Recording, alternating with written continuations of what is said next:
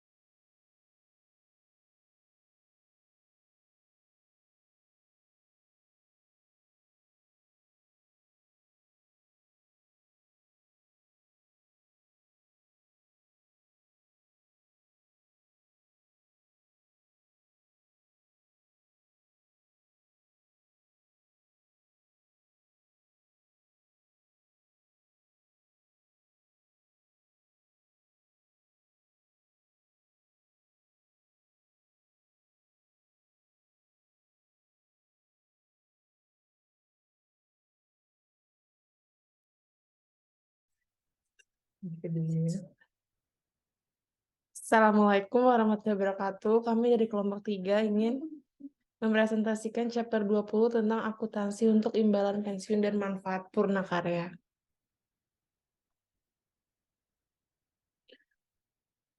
Saya Andrea Putri dan rekan saya Istaini Rahma dan Feus Grasika. Selanjutnya ada tujuan pembelajaran. Kita akan membahas tentang yang pertama itu kita mendiskusikan konsep dari akuntansi program pensiun. Yang kedua menggunakan kertas kerja program pensiun karyawan. Yang ketiga menjelaskan akuntansi biaya layanan masa lalu. Yang keempat menjelaskan akuntansi pengukuran kembali. Yang kelima menjelaskan kebutuhan pelaporan program pensiun dalam laporan keuangan. Yang keenam menjelaskan akuntansi manfaat Purnakarya lainnya. Selanjutnya, di sini ada akuntansi program pensiun. Program pensiun adalah suatu pengaturan di mana karyawan melakukan pembayaran untuk masa pensiunnya setelah mereka mengabadikan diri selama masa kerja tertentu. Di sini ada ilustrasinya. Dia bakal mendiskusikan konsep dari akuntansi perencanaan pensiun. Jadi di sini ada pemberi kerja, lalu ke pengelola program pensiun, dia akan berkontribusi dan menjadi aset liabilitas, lalu dia membayar manfaat ke karyawan pensiun. Akuntansi program pensiun itu dapat programnya ada 3. Yang pertama kontribusi, yang kedua non-kontribusi, dan yang ketiga perencanaan pensiun terbatas. Kontribusi adalah pembayaran yang dilakukan secara sukarela oleh karyawan untuk mendapatkan manfaat saat pensiun. Non-kontribusi adalah pemberi kerja yang menanggung biaya pensiun, dan yang terakhir, perencanaan pensiun terbatas adalah menawarkan manfaat atas pajak. Jadi dana pensiun harus terpisah secara entitas hukum dan entitas akuntansi. Di sini ada akuntansi program pensiun. Ada 2, yaitu program iuran pasti dan program imbalan pasti. Program iuran pasti itu terdiri dari kontribusi karyawan ditentukan oleh program yang bersifat tetap, risiko ditanggung oleh karyawan, dan besaran imbalan tergantung pada nilai program. Kalau program imbalan pasti, itu terdapat imbalan ditentukan oleh program, kontribusi karyawan berbeda-beda atau ditetapkan oleh aktuaris, dan risiko ditanggung oleh pemberi kerja. Perusahaan bekerja sama dengan aktuaris untuk meyakinkan bahwa program pensiun merupakan hal yang tepat dalam melindungi kelompok karyawan. Di sini ada peran aktuaris dalam program pensiun. Aktuaris membuat perkiraan mengenai tingkat kematian, perputaran karyawan, tingkat bunga dan pendapatan, frekuensi pensiun dini, besaran gaji masa datang, dan faktor-faktor lain yang diperlukan dalam menjalankan program pensiun. Aktuaris juga menghitung berbagai ukuran pensiun yang dapat mempengaruhi laporan keuangan seperti kewajiban pensiun, biaya tahunan untuk menjalankan program pensiun, dan biaya pengubahan program pensiun.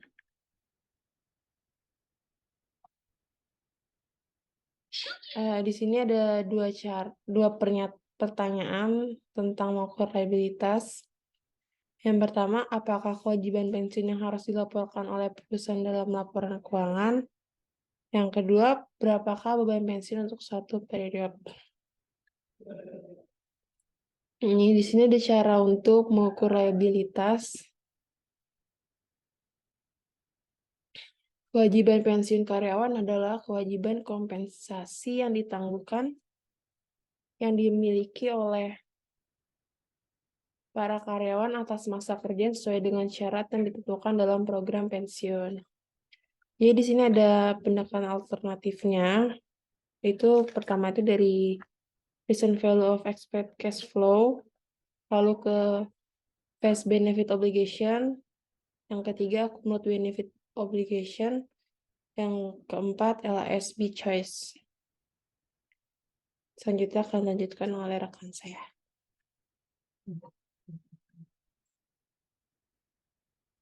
Oke.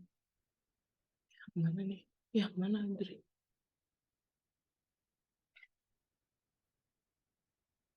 Nah, ini maksud gue biar nggak di tengah gini, tutupan. Buahnya. Nah, yang berikutnya untuk mengukur liabilitas, yang dimana kewajiban atau aset neto ini merupakan imbalan pasti, yang dimana mengacu pada status pendanaan yang disebut dengan funded status, menyajikan defisit atau surplus yang berhubungan dengan program pensiun pasti. Nah, di sini ada ilustrasi 20.4 untuk presentation of funded status, yang dimana pendanaan adalah pengalihan aset kepada entitas dana yang terpisah dari entitas pemberi kerja untuk memenuhi kewajiban masa depan untuk pembayaran manfaat purna karyanya. Di sini pencatatannya yaitu di kiri ada defisit, dicontohkan sebagai akun defined benefit obligation sebesar 1 juta euro dengan plan asetnya 900.000. Nah, kita dapatkan net defined benefit obligation-nya sebesar minus 100.000 euro.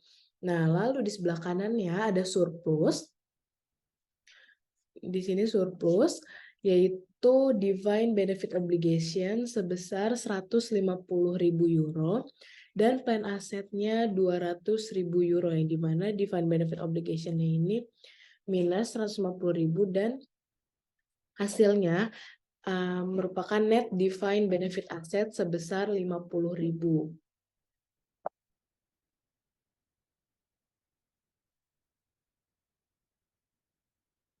Nah, lalu berikutnya ada pelaporan perubahan dalam kewajiban, yang dimana di sini ada ilustrasi 20.5-nya yang merupakan catatan perubahan di obligasi pensiun dalam aset. Nah, di sini ada 3 komponen biaya pensiun, yaitu ada service cost, net interest, dan remeasurement, yang dimana service cost dan net interest ini merupakan bagian dari net income, yang dimana net interest ini bisa interest expense lebih dari interest revenue-nya atau interest expense kurang dari interest revenue-nya. Sedangkan untuk remeasurement ini merupakan bagian dari Other Comprehensive Income.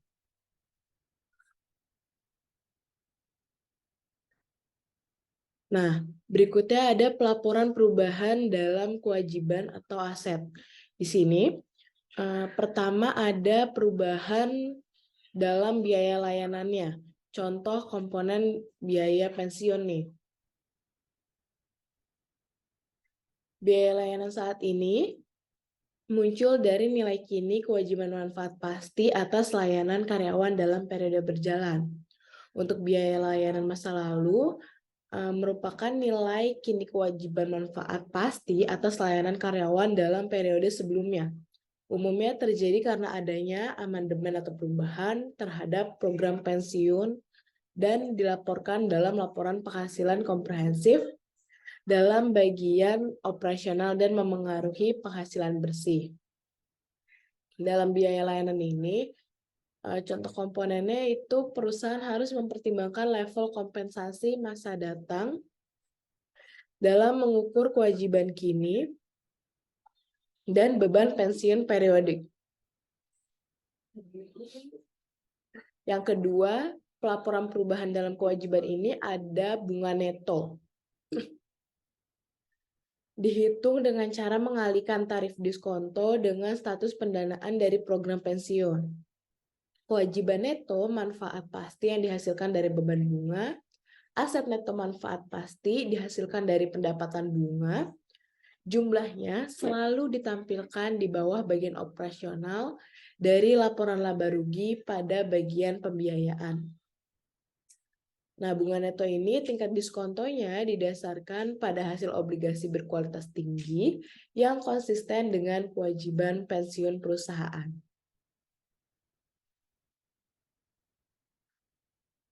Dalam pelaporan perubahan kewajiban ini juga ada pengukuran kembali, yang dimana pengukuran kembali ini dalam untung dan rugi atau gain and loss yang berkaitan dengan kewajiban manfaat pasti.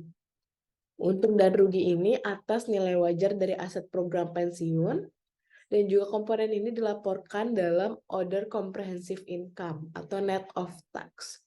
Untung atau rugi pengukuran kembali memengaruhi penghasilan komprehensif dan tidak memengaruhi penghasilan bersih atau net income.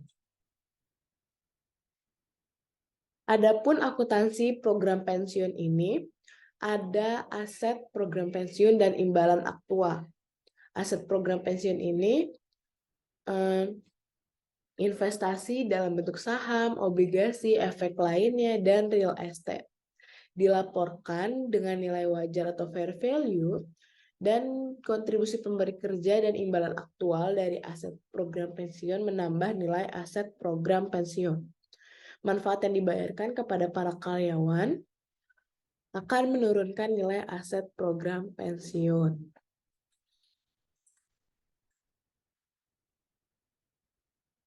Nah, di sini ada contoh dari aset program pensiun dan imbalan aktual, yang dimana contohnya di sini ada dari Hasbro SA memiliki aset program pensiun sebesar 4.200.000 euro pada 1 Januari 2019.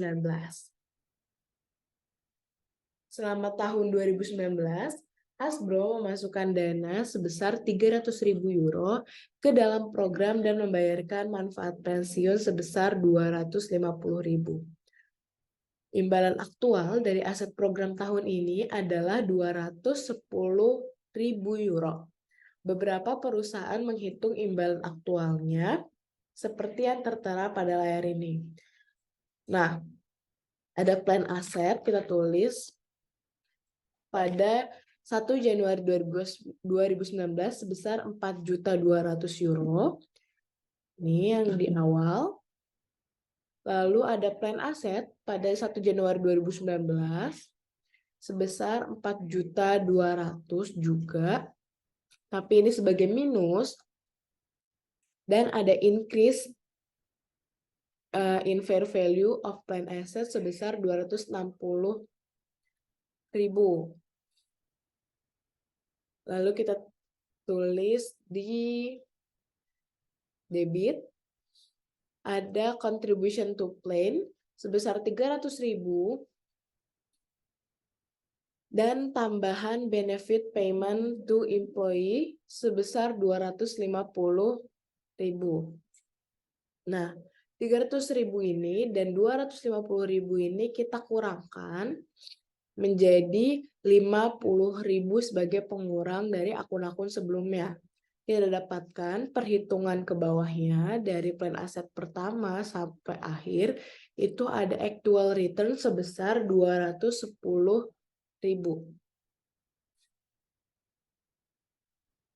Oke, di sini next-nya ada penggunaan kertas kerja, yang dimana penggunaan kertas kerja ini juga memenuhi tujuan pembelajaran kita untuk membuat jurnal program pensiun karyawan, dan dimana di sini diketahui penulisan penggunaan kertas kerja ini seperti ini. Ada pensiun worksheet, ini item, lalu general journal entries-nya ini ada annual pension expense, ada cash, ada gain or loss, ada pension asset or liability, dan di sebelah kanan paling ujung ini ada memo record dari defined benefit obligation dan plan asset. Nah, kolom ayat jurnal umum ini untuk membuat jurnal pencatatan dalam akun buku besar Formats, dan memo record di sebelah kanan ini di ujung untuk melihat saldo kewajiban imbalan pasti dan aset program pensiun. Adapun jurnal dan kertas kerja 2019 nih. Contohnya pada tanggal 1 Januari 2019 Zarle AG menyediakan informasi berikut ini yang berkaitan dengan program pensiunnya untuk tahun 2019. Aset program pensiun pada 1 Januari 2019 sebesar 100.000 euro. Kewajiban imbalan pastinya 1 Januari 2019 sebesar 100.000 euro juga. Biaya layanan tahunannya 9.000 euro, tingkat diskontonya 10%, ada kontribusi pendanaan 8.000 euro, manfaat yang dibayarkan kepada karyawan yang pensiun. Ya, hilang.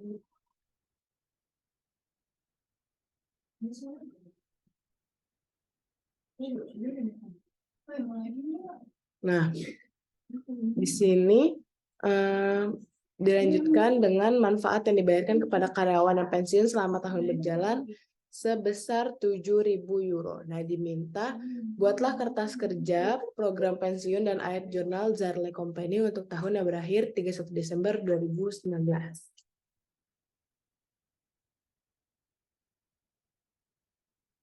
Ini masih di Zoom apa enggak? Soalnya mati.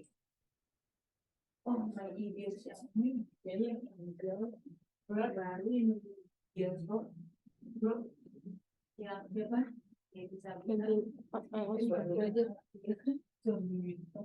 jadi juga bisa lagi iya itu ya kalau salahnya lewat luar dong lewat luar dan sini di sini foto sosial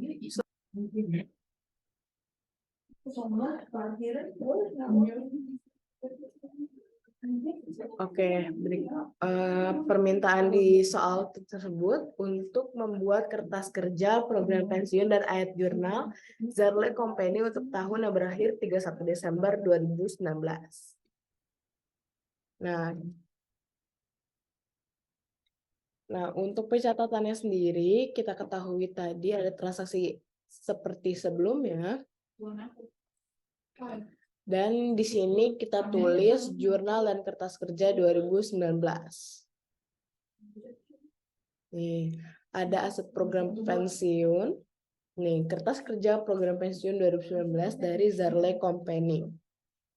Kita tulis kayak format tiket sebelumnya. Itemnya kita tulis pada Januari 1 Januari 2019. kita tulis di memory card-nya itu ada defined benefit obligation sebesar 100.000 dengan plan assetnya 100.000 juga. Item service cost sebesar 9.000 di annual pension expense dan ditulis di memory card juga sebesar 9.000. Lalu pada item interest expense ada annual pension expense sebesar 10.000 dan ditulis di defined benefit obligation-nya ini sebesar 10.000. Lalu ada interest revenue itemnya sebesar 10.000 sebagai pengurang di annual pension expense dan ditulis menjadi penambah di memory card plan asset dengan besaran yang sama. Lalu item contribution sebesar 8.000 sebagai pengurang di cash, kita tulis sebagai penambah di plan aset sebesar 8.000 juga. Dan ada benefit di memory card kita tulis sebagai defined benefit obligation sebesar 7.000 dan di plan aset sebagai pengurang sebesar 7.000. Lalu kita tulis untuk journal entry pension expense, annual pension expense. Journal entry ini kita masukkan 9.000. Dari atasnya annual pension expense. 9.000, 10.000 dikurang 10.000, jadi sisa 9.000. Lalu cash kita turunin lagi ada 8.000. Lalu kita dapatkan pension asset liability sebesar 1.000 dari 9.000 dikurang 8.000 ini. Nah, terus pada Desember 31 Desember 2019 kita dapatkan ke bawahnya ada 1.000, lalu ada 112.000 di defined benefit obligation dan 111.000 di plan asset. Lalu interest expense ini pada annual pension expense kita dapatkan dari obligasi sebesar $100.000 dikali 10%. Lalu 1.000 ini dapat dari net sebagai net liability.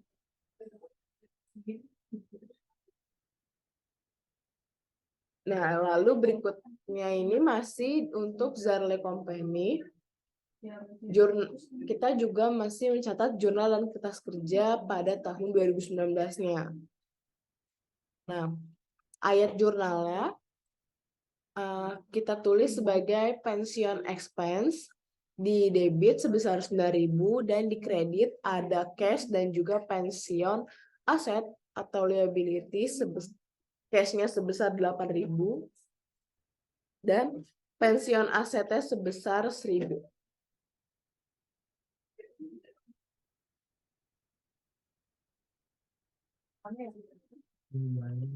Nah, berikutnya ini ada biaya layanan masa lalu. Nah, di sini tujuan pembelajaran kita pun dengan menjelaskan akuntansi atas biaya layanan masa lalu terpenuhi juga nih. Biaya layanan masa lalu ini merupakan perubahan dalam nilai kini dari kewajiban imbalan pasti yang dihasilkan dari amandemen atau pengurangan program pensiun.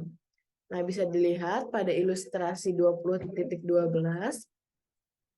sebagai tipe untuk biaya layanan masa lalu. Nah, di sini pas service cost ini merupakan beban atau expense in current period. Yang dimana di sebelah kiri ini kita ketahui ada plan amendment, di kiri ada curtailment-nya nih. Kalau plan amendments-nya itu ada introduction of a plan, withdrawal of a plan, dan change to a plan.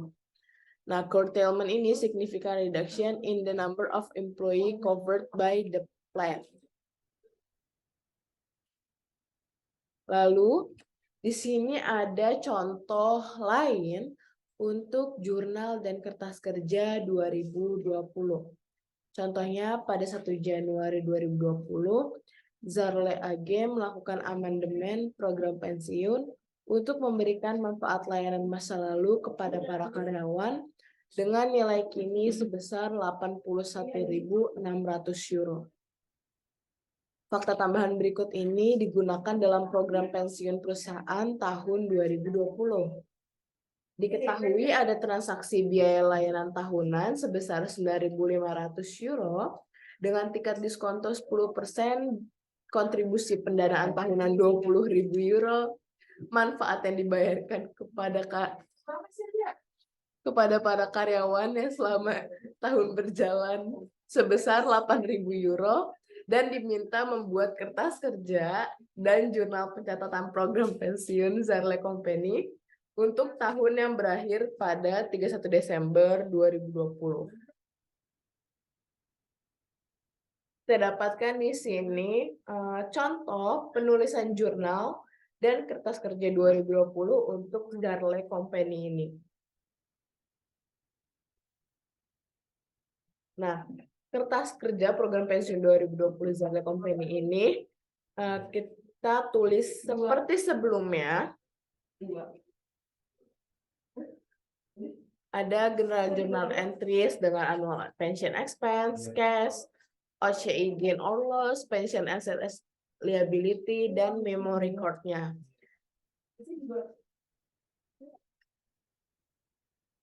Kita dapatkan net liability-nya sebesar minus 80.360 dolar dan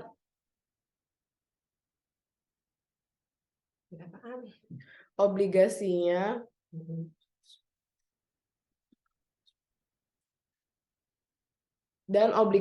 sebesar 19.360.000 dolar. Lalu asetnya kita dapatkan senilai 11.100 dolar. Oke, lanjutin. 43 slide lagi 20. 25, saya lewat 19.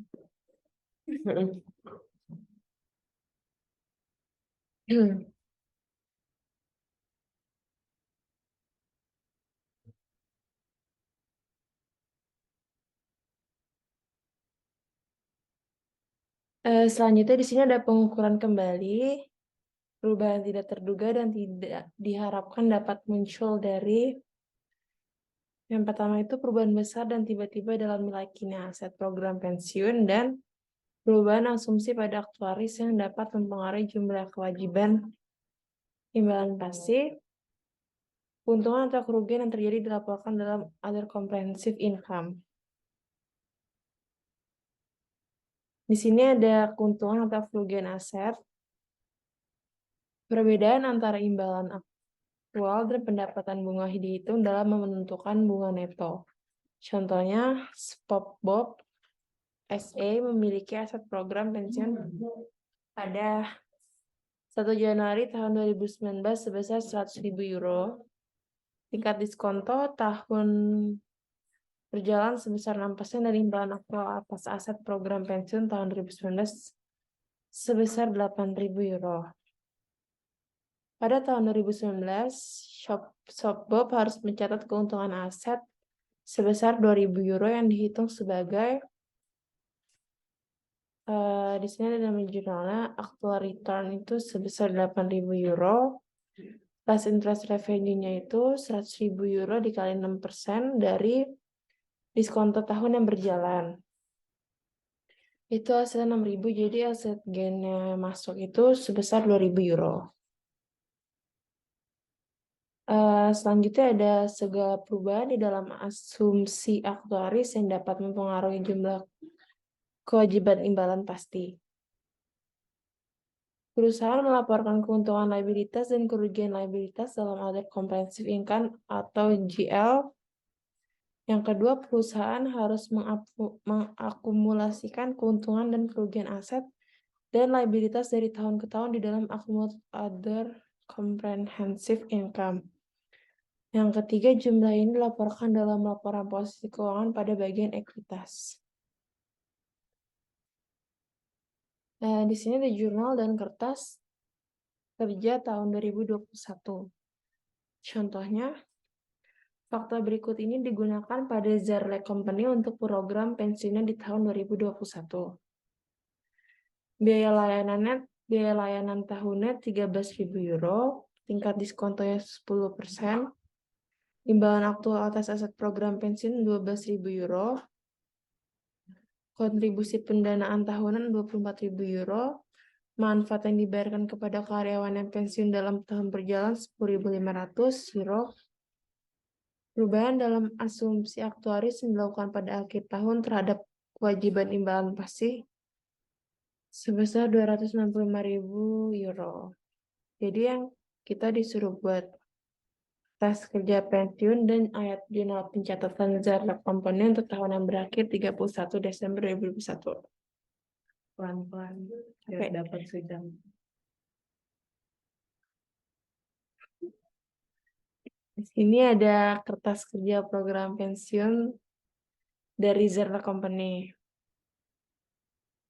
Di sini ada journal in price, itu ada items, annual pension expense, cash, OCL gain or loss, pension aset atau liability, lalu memo record, itu definite benefit obligation dan plan asset. Tanggal 1 Januari tahun 2021, aset pensiun atau liability kita itu sebesar 80.360. Lalu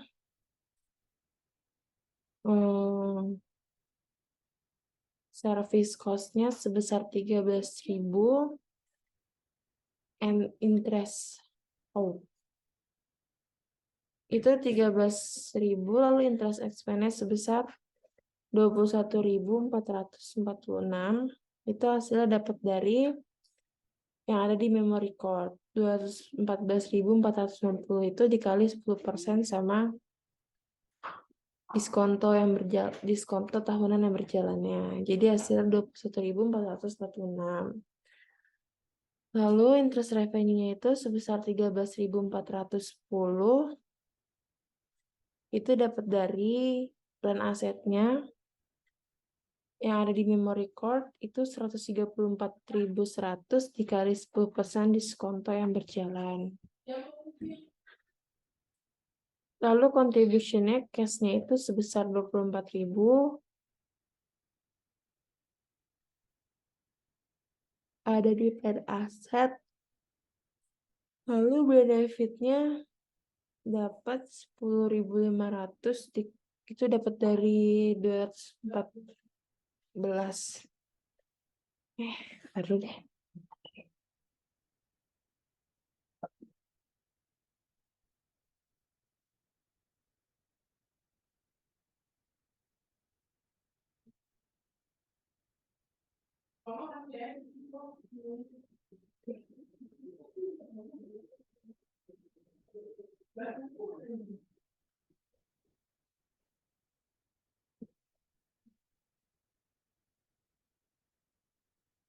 Terus aset loss-nya itu 1.410.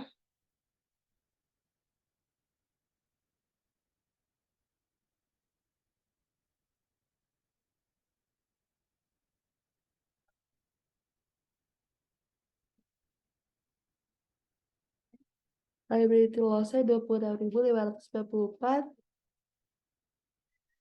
Journal entry-nya itu sebesar 21.036. Dan di cash-nya masuknya 24.000 dan gain on loss-nya itu total dari aset loss sama liability loss jadi 28.004. Akumat OCL Desember 31 2020 itu gain on loss-nya 28.000. Aset liability 105.400 itu net-nya.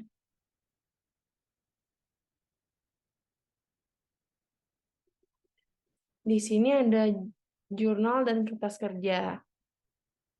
masih lanjutan yang tadi. Jadi aset loss-nya itu ada nama jurnalnya Beginning Plan Asset sebesar 134.100,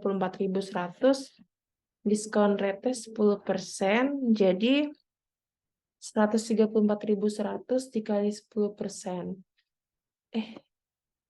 Jadi expect interest revenue-nya itu sebesar 13.410.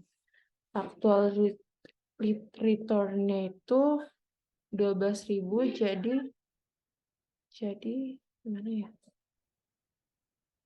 Jadi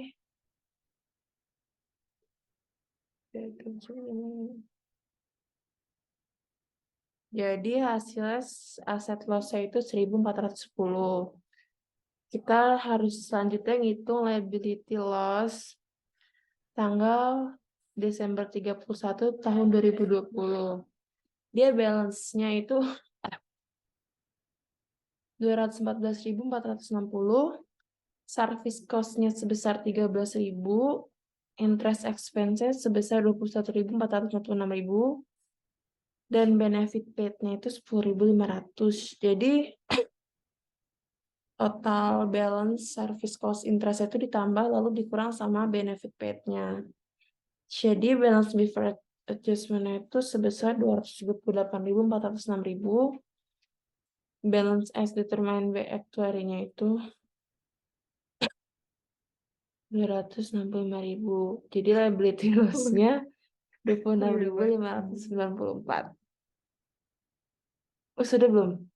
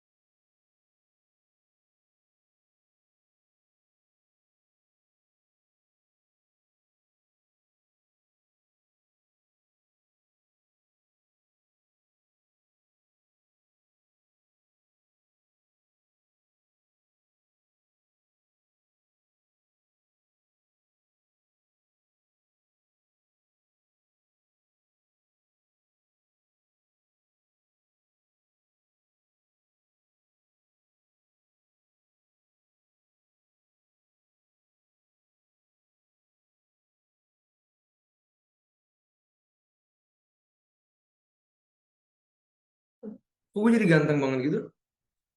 Kan ganteng loh. Kasih loh, Pai. Lu doang yang support emang. Kali itu pancingan ya, Bos.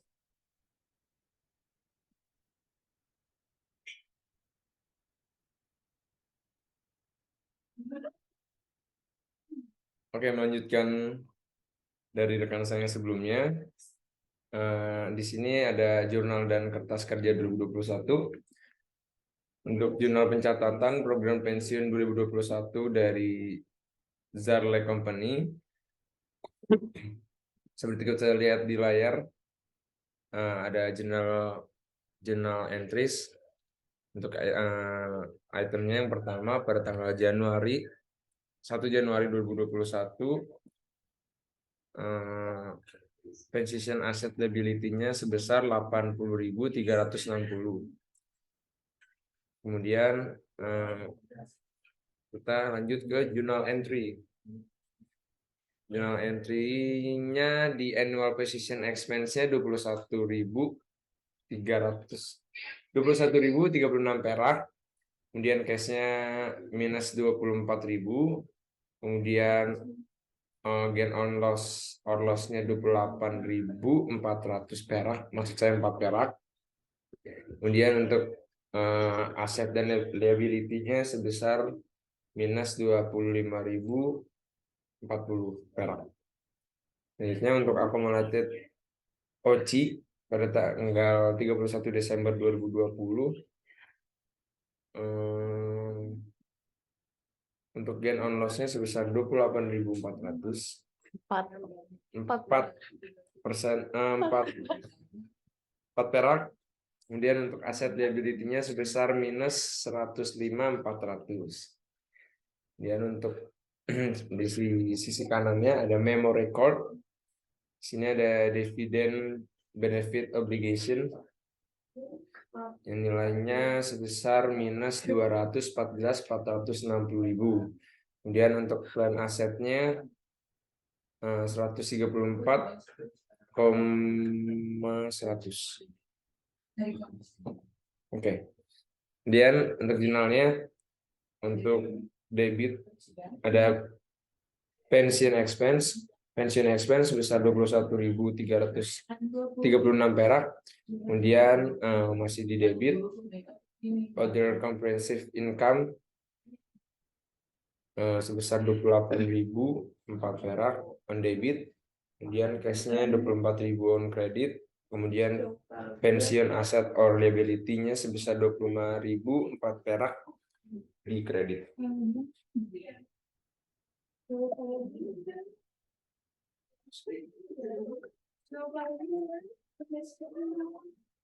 Pelaporan program pensiun dalam laporan keuangan. Ini termasuk sebagai dalam tujuan pembelajaran yang kelima yang sudah dijelaskan dengan Andrea sebelumnya, yaitu menjelaskan kebutuhan pelaporan program pensiun pada laporan keuangan.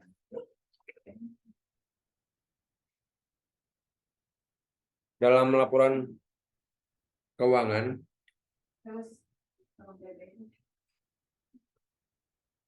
beban pensiun itu terdapat komponen ini dilaporkan di dalam satu bagian pada laporan penghasilan komprehensif atau statement of comprehensive income, dan disajikan pula total beban pensiun atau komponen biaya layanan dilaporkan di dalam penghasilan operasional atau operating income, dan bunga neto di dalam bagian terpisah yang berkait dengan pembiayaan atau financing.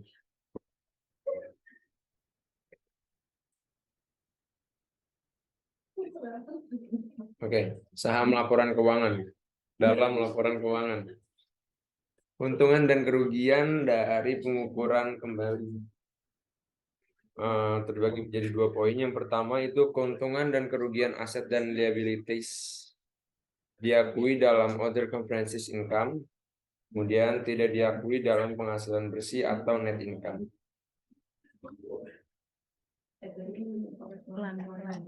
Bacanya juga pelan-pelan. Dalam laporan keuangan, seperti kita bisa lihat di layar, ada contoh dari OB ASA yang menyediakan informasi sebagai berikut. Pada tahun 2019, net income untuk perusahaan OB ASA net income-nya yaitu sebesar $100.000. Kemudian liability loss for 2019 itu sebesar 60.000. Kemudian aset loss pada tahun 2019 sebesar 15.000. Kemudian accumulated OCI pada Januari 1, 2019 sebesar 4.000. Kemudian untuk ilustrasi 20.20 itu compilation of other comprehensive income. Untuk account-nya itu ada liability loss sebesar 60.000, kemudian asset loss 15.000, kemudian liability loss ditambah dengan asset loss akan menjadi akun yang namanya other comprehensive loss, yaitu sebesar 75.000. 75.000 itu dapat dari mana? Dari liability loss sebesar 60.000 ditambah dengan asset loss sebesar 15.000, maka hasilnya menjadi 75.000. Untuk selanjutnya ada ilustrasi 20.21 yaitu compilation of comprehensive income, masih sama. Untuk net income untuk account-nya net income dengan jumlah 100.000, kemudian other comprehensive loss sebesar 75.000, kemudian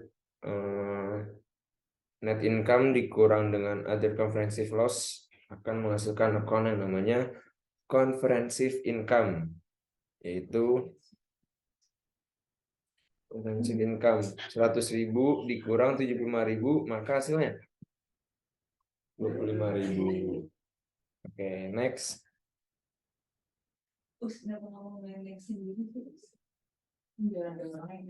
Dalam laporan keuangan, komponen other comprehensive income, hal ini harus dilaporkan dalam menggunakan suatu dari dua format berikut. Yang pertama, ada pendekatan dua laporan, atau yang kedua, pendekatan satu laporan. Untuk pendekatan satu laporan, ini laporan penghasilan komprehensif yang dikombinasikan. Seperti bisa lihat di slide, ada contoh dari OBI ASA yang ada ini sekarang menggunakan format yang pertama, yaitu pendekatan dua laporan. Nah, di sini judulnya OBI ASA, kemudian comprehensive income statement for the year end Desember 31, 2019. Untuk account-nya net income sebesar 100.000.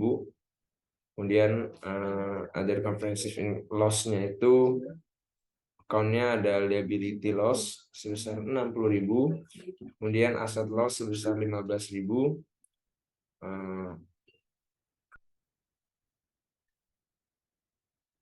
Maka untuk comprehensive income hasilnya 25.000.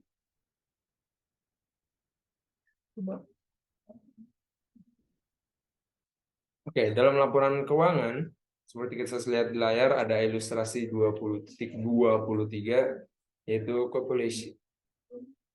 computation of accumulated other comprehensive income. Untuk account-nya ada accumulated other comprehensive income Januari 1, 2019 sebesar 40.000. Kemudian ada other comprehensive loss sebesar 75.000. Maka hasilnya untuk itu menjadi 35.000 dan account-nya namanya adalah accumulated other comprehensive loss Desember 31, 2019. Kemudian dari ilustrasi 20.24 yaitu reporting of accumulated OCI. Ini contohnya masih sama dari perusahaan OB ASA. Terus statement of financial position as of December 31, 2019. Yang dimaksudnya ada equity session. Maka untuk equity-nya account itu terdapat share capital ordinary, kemudian ada return earning, ada accumulated other comprehensive loss, Untuk share capital ordinary-nya sebesar 100.000, kemudian akan ditambah dengan rate earning sebesar 60.000, kemudian dikurang dengan accumulated other comprehensive loss sebesar 35.000, maka total equity-nya menjadi 125.000.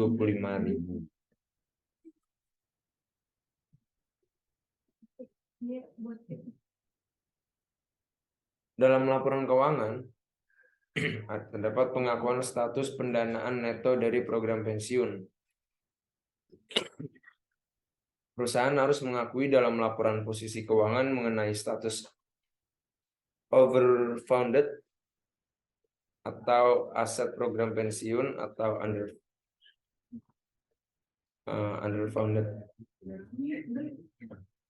underfunded. Jadi yang pertama overfunded, yang kedua underfunded liabilities program pensiun dari program pensiun imbalan pasti.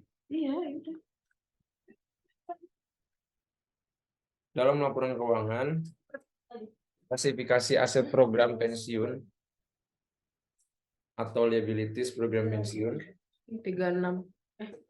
Lagi 36, dikit lagi. sampai berapa nih? 43. Selisih lebih dari wajar aset program pensiun dibandingkan dengan kewajiban imbalan pasti diklasifikasikan sebagai aset non lancar. Oke. Masih dalam laporan keuangan ada agregasi program pensiun. Agregasi program pensiun itu penggantian atau offsetting hanya dilakukan pada situasi di mana perusahaan yang pertama secara legal memiliki hak yang bersifat dapat dilaksanakan untuk menggunakan surplus dalam suatu program.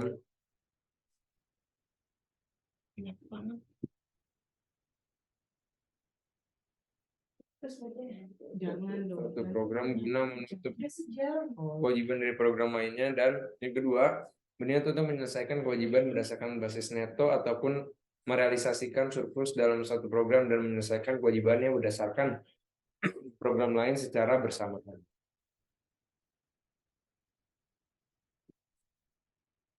Dalam catatan atas laporan keuangan,